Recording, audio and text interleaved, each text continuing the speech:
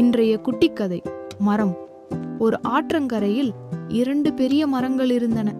அந்த வழியாக வந்த ஒரு சிட்டுக்குருவி முதலாவது மரத்திடம் கேட்டது, மழைக்காலம் தொடங்கியிருக்கு, நானும் என் குழந்தைகளும் வசிக்க ஒரு கூடு கட்ட அனுமதி தருவீர்களா?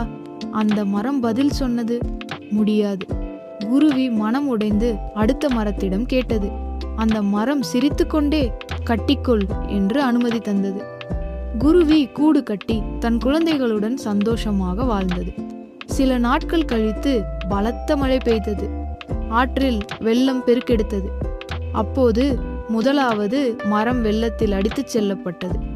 தண்ணீரில் இழுத்துச் செல்லப்படும் போது குருவி சிரித்துக்கொண்டே சொன்னது, எனக்கு இடமில்லைன்னு சொன்னதால் தான் இப்ப நீ தண்ணீரில் போறே. அதற்கு அந்த மரம் மெதுவாக பதில் சொன்னது, எனக்கு தெரியும், நான் வலுவிழந்து விட்டேன்.